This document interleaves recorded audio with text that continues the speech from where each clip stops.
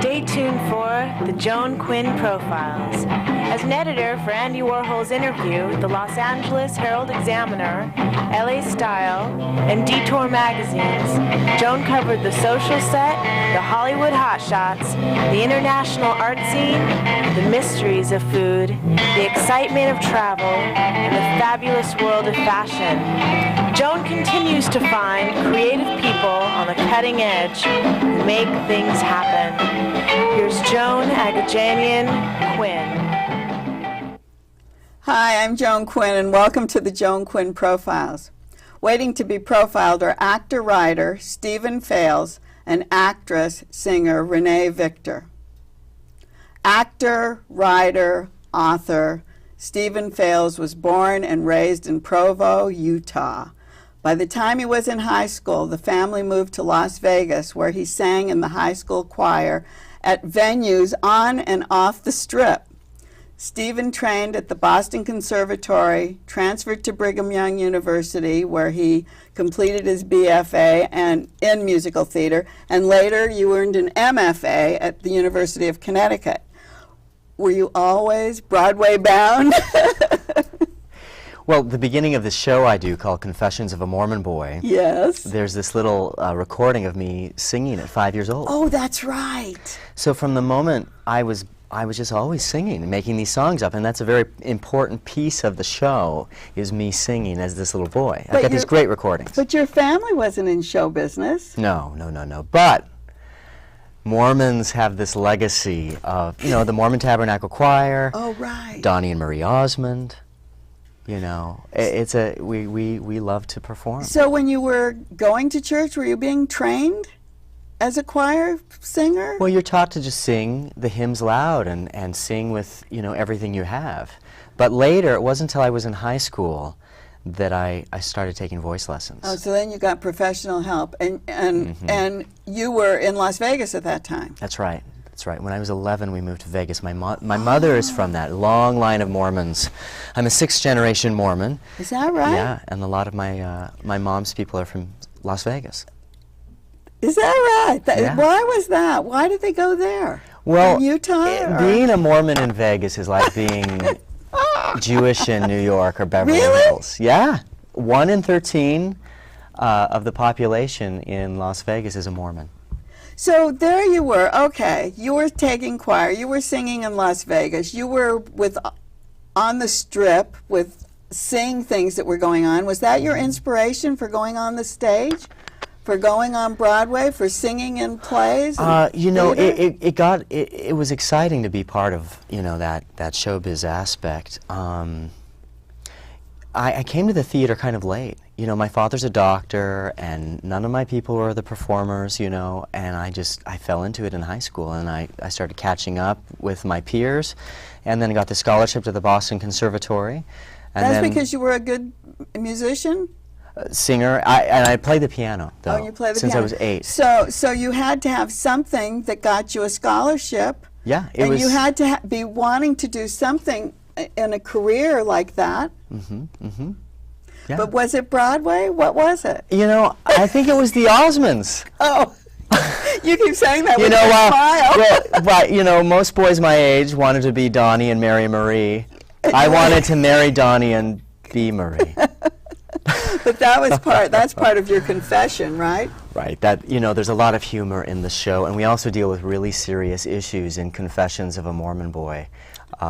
This is your book. Yeah. Did you write the book first, or did you write the play? I wrote the play, and what that is, it's the full monologue script with essays and resources, so it becomes this whole, you know, experience in this book, and it's a finalist for a Lambda Literary Award this year. That's wonderful.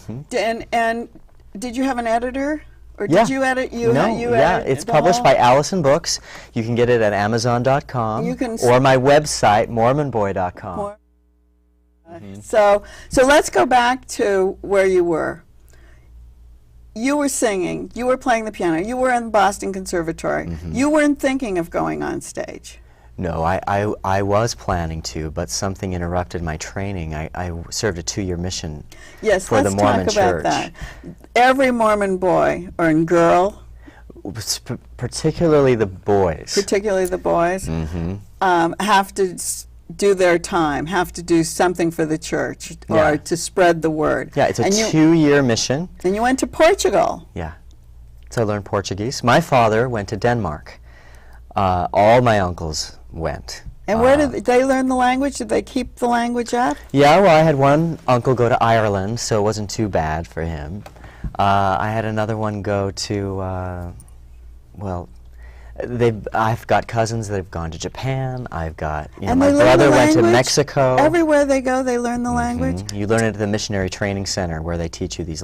So you learned Portuguese, and do you still use it? Once in a while. Not as much as I'd like to. How proficient are you? You have to be proficient enough to read the word, to spread the word of Mormonism? Sim, eu falo português e eu fui missionário da Igreja de Jesus Cristo dos Santos Últimos Dias. But what we really do is we learn Portuguese, we learn Mormonism and the lessons in Portuguese. I see. So it's not like, I had this broad linguistic. But you got along very well there, obviously. 2 years. You pick it up. Yeah. So that stopped your going on stage. I left my scholarship for 2 years to serve the Lord, and then I transferred to Brigham Young University, which is Mormon owned, because I always had these same-sex attraction. A lot of my play is about being a gay Mormon or a brokeback Mormon, as Variety calls it.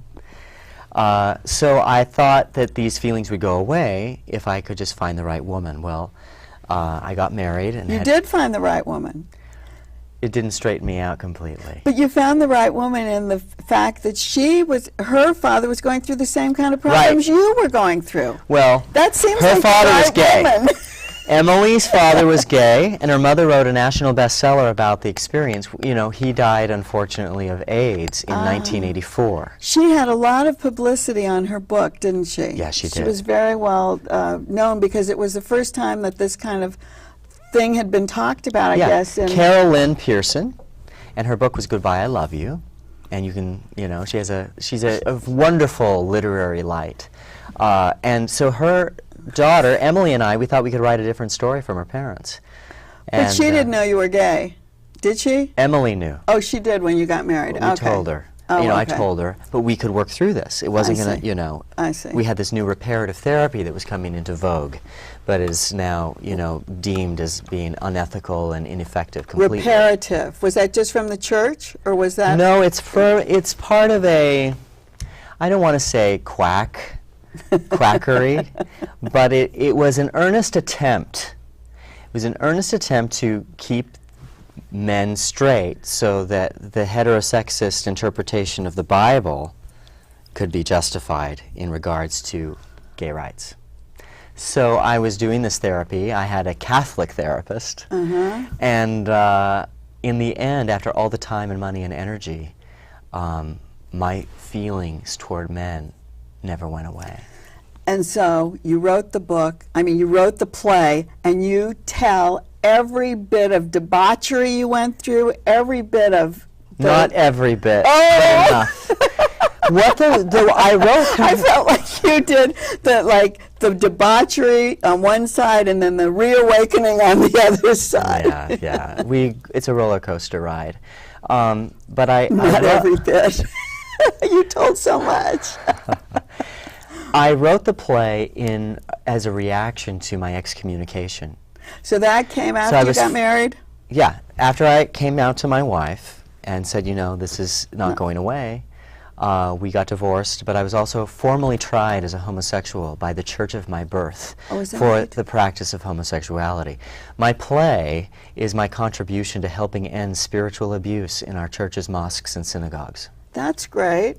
That's a great awakening. That is the awakening. Yeah. The other thing is, here you were and I'm saying spiritual because I feel that there was so much spirit involved in this play. You go to New York, you turn out to be a male prostitute. When I talk about debauchery, you did everything that was the opposite of what you had been taught.